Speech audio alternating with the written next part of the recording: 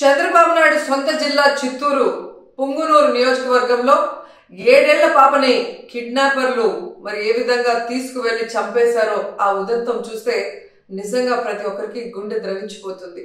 ఆడపిల్లలున్న తల్లిదండ్రులకైతే పిల్లల్ని స్కూల్కి పంపించాలంటేనే భయం వేస్తుంది. నిజంగా సొంత జిల్లాలో ఇలాంటి ఒక కిడ్నాప్ హత్య జరిగింది అంటే అది చంద్రబాబు నాయుడు గారి అసమర్థత కాదా, ఈ ప్రభుత్వం అసమర్థత కాదా అని నేను అడుగుతున్నా. ఎందుకంటే లాస్ట్ సండే 29వ తేదీన ఆ పాప రాత్రి అదృశ్యమైంది. 4 రోజులు ఆ చుట్టుపక్కల ప్రాంతాల్లోనే ఉన్నా కూడా పోలీసులు పట్టించుకోలేకపోయారు. ఎందుకంటే వాళ్ళకి నిర్లక్ష్యం.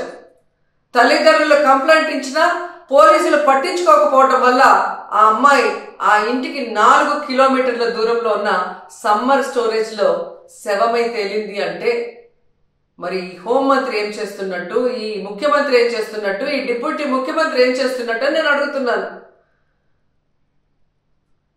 ప్రజల్ని పట్టించుకోరు, ఆడవాళ్ళ భద్రత పట్టించుకోరు, చిన్న బిడ్డల్ని చంపేస్తున్నా కూడా పట్టించుకోరు. అసలు ఈ రాష్ట్రంలో ప్రభుత్వం ఉందా? పోలీసులు ఉన్నారా?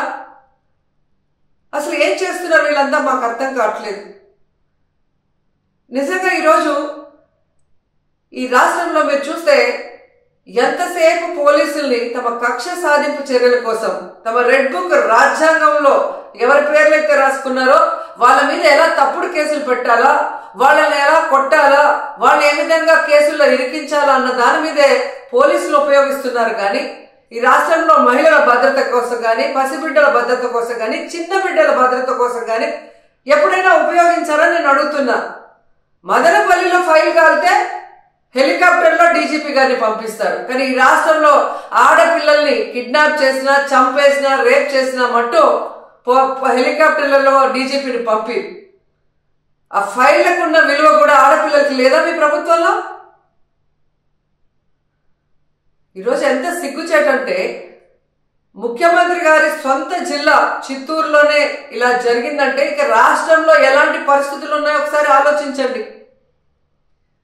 మీరే చూసారు, గుడ్లవర్లేరులో 300 మంది ఆడపిల్లలు తమకు అన్యాయం జరుగుతుంది, బాత్రూంలో కెమెరాలు పెట్టారని చెప్పి ఏడిస్తే కూడా వాళ్ళని భయపెట్టి, వాళ్ళని కొట్టి, లీవులు ఇచ్చి వాళ్ళ ఇంటికి పంపించేసి కేసు క్లోజ్ చేశారు. కానీ ఏ రోజైనా హోంమంత్రి కానీ ఆ ప్రభుత్వం నుంచి ఎవరైనా ఒకరి పోయి వాళ్ళ ఆవేదన ఏంటి అని తెలుసుకుని దానికి పరిష్కారం చెప్పారా?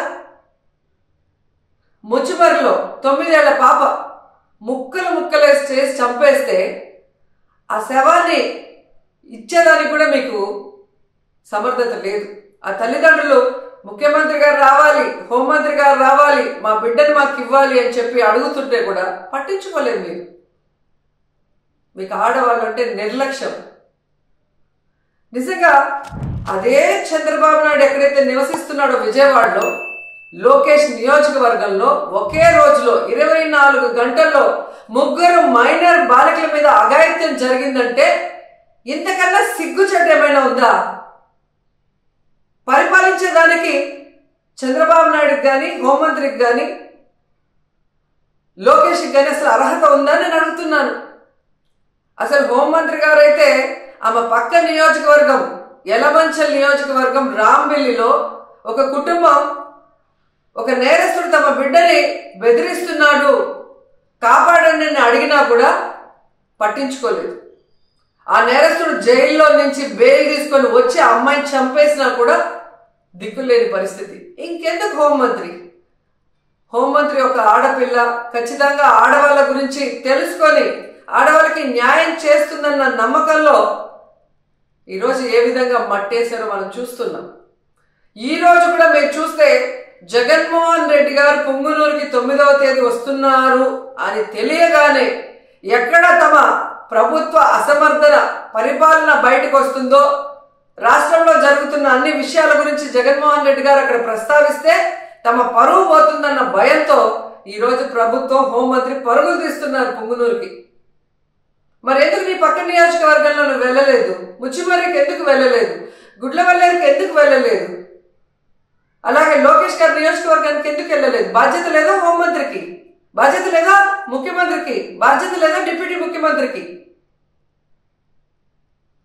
ఇప్పటికైనా జగన్మోహన్ రెడ్డి గారి మీద కక్ష సాధింపుతో ఆయన తీసుకొచ్చిన దిశ యాప్ని, దిశ పోలీస్ స్టేషన్ని, అలాగే మహిళా పోలీసుల్ని నిర్వీర్యం చేయటం కాదు, వాటిని బలోపేతం చేసి మహిళల్ని రక్షించే బాధ్యత తీసుకోండి. ఎందుకంటే ఇంతవరకు ఒక్క క్యాబినెట్లో కూడా మీరు మహిళా భద్రత కోసం చర్చించలేదు, మహిళా భద్రత కోసం ఒక్క జీవో తీసుకురాలేదు, మహిళా భద్రత కోసం ఒక్క వ్యవస్థను కూడా తీసుకురాలేదు. కనీసం ఎప్పుడైనా బుద్ధి తెచ్చుకొని, మిమ్మల్ని కన్నది కూడా ఒక ఆడదే తల్లి, అలాంటి వాళ్ళే ఈ రాష్ట్రంలో ఆడపిల్లలు ఉన్న విషయాన్ని గుర్తించి వాళ్ళని రక్షించే విధంగా మరి దిశ యాప్ని, దిశ పోలీస్ స్టేషన్ని, అలాగే స్పెషల్ కోర్ట్స్ని, మహిళా పోలీసుల్ని బలోపేతం చేయండి.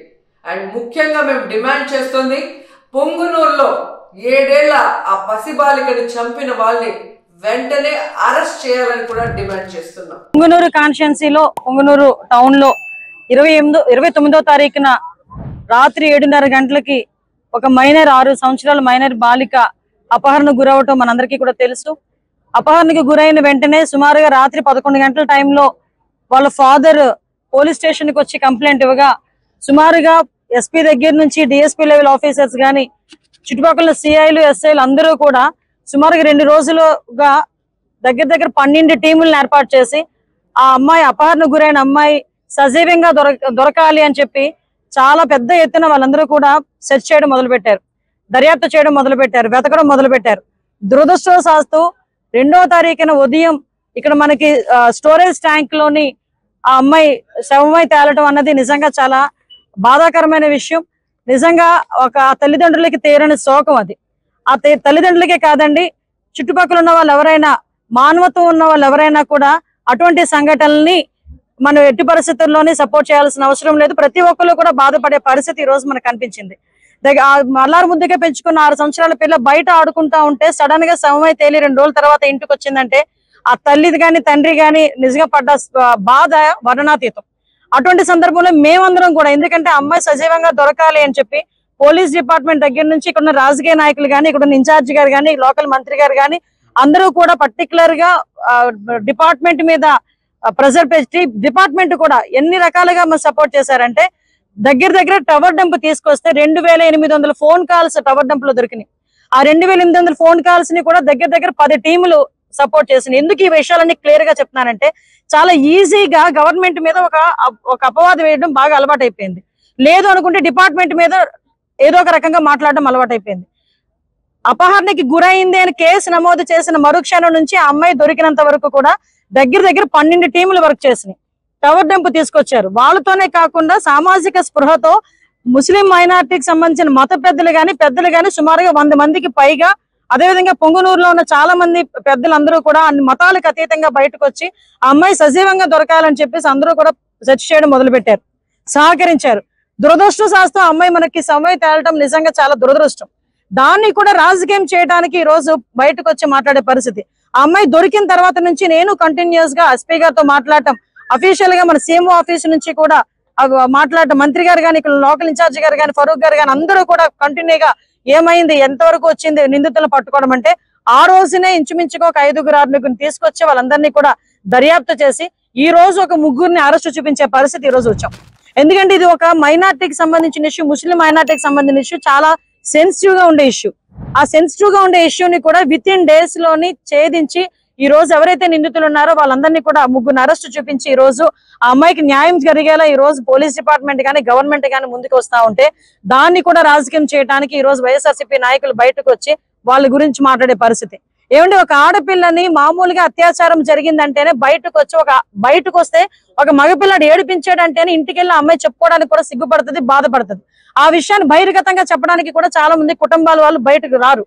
అటువంటి రోజు ఒక ముస్లిం మైనార్టీ బాలిక చనిపోయి ఆ అమ్మాయిని అక్కడ పడేసిన తర్వాత బయటకు వచ్చి వీళ్ళు అత్యాచారం జరిగిందని సాక్షి టీవీలో ఏ రకంగా వాళ్ళు మాట్లాడగలుగుతున్నారండి? అంటే ఒక మైనర్ బాలిక హత్యను కూడా రాజకీయం చేసి ఆ అమ్మాయిని కూడా వీధిలో పెట్టడానికి ప్రయత్నం చేస్తున్నారు. నేను ఇంత మాట్లాడుతున్నాను కానీ బాలికనే మాట్లాడుతున్నాను కానీ అమ్మాయి పేరుని ఎక్కడ కూడా మేము బయట ప్రస్తావించట్లే. అంటే ఎవరైనా సరే అటువంటిది అత్యాచారం జరిగింది అని చెప్పి వాళ్ళే చెప్పేసి వాళ్ళే డిక్లేర్ చేసేసి అమ్మాయి పేరును కూడా బయటకు తీసుకొచ్చి ఈ కుటుంబాన్ని ఇంకా మనోవేదనకి గురి చేసే పరిస్థితి కనిపిస్తా ఉంటే ఎందుకు ఊరుకోవాలి? ఈ రోజు ఇదిగో నా దగ్గర పోస్ట్ మార్టం రిపోర్ట్ ఉంది. సుమారుగా 5గురు డాక్టర్లు కలిపి సిగ్నేచర్ చేసి ఇచ్చిన పోస్ట్ మార్టం రిపోర్ట్. ఎటువంటి సెక్షువల్ అసాల్ట్ లేదు. ఆ అమ్మాయి బట్టలు కూడా ఎక్కడ కూడా చిరగలేదు, చిన్న గాయం కూడా లేదు. ఆ అమ్మాయిని చంపిన తర్వాత నేలలో పడవేయడం జరిగింది అని చెప్పి క్లియర్ గా ఒక పోస్ట్ మార్టం రిపోర్ట్ ఇస్తే, దాన్ని కూడా అంటే వీళ్ళేదో పెద్ద డాక్టర్ లాగా, వీళ్ళేదో పెద్ద లాయర్ లాగా, వీళ్ళేదో చంపేశారు, వీళ్ళేదో 4గురు కలిపి అత్యాచారం చేశారు, 4 రోజులు తర్వాత అమ్మాయి బయటకు వచ్చింది. ఎందుకండి అబద్ధాలు ఆడాల్సిన అవసరం? ఒక మైనారిటీకి సంబంధించిన ఒక బాలిక తాలూకా చావును కూడా రాజకీయం చేయడానికి చూస్తున్నారంటే వీళ్ళు ఏ రకంగా ఆలోచించాలో ఒకసారి అర్థం చేసుకోండి. నేను ఒకటే అడుగుతున్నా, నేను వచ్చేటప్పుడు 2-3 ప్రెస్ మీట్లు చూసా. జగన్మోహన్ రెడ్డి వస్తున్నాడు. అరే అయ్యాం రా అయ్యా, నువ్వు వద్దని చెప్పట్లేదు, రాజకీయం చేయమాక. నీ హయాంలో సుమారు కొన్ని 100 మందికి అత్యాచారాలు జరిగినాయి. నీ సొంత కాన్స్టిట్యున్సీ పులివెందుల కాన్స్టిట్యున్సీలోనే నాగమ్మ ఒక ఆవిడని చంపేస్తే, అతి క్రూరంగా చంపేస్తే మేమందరం వెళ్తే ఆ రోజు మా మీద అట్రాసిటీ కేసులు పెట్టావు. ఈ రోజు వరకు దాని అతిగతి లేదు. నీ సొంత నియోజకవర్గం, నువ్వు వింటున్న ఇంటి దగ్గరలోనే ఒక వెంకటరెడ్డి అనే ఒక అమ్మాయిని సామూహిక అత్యాచారం చేస్తే ఈ రోజు వరకు పట్టుకునే దాఖలాలు కనిపించలేదు. 5 సంవత్సరాలు. ఒకటి కాదండి, 2 కాదండి, సంఘటనలు చెప్పమంటే నేను చాలా సంఘటనలు చెప్పగలను. 5 సంవత్సరాల్లోని 5 మీరన్న మిస్బా వాళ్ళ తల్లి కూడా ఈ రోజు నా దగ్గరకు వచ్చింది ఈ రోజు మాట్లాడడానికి.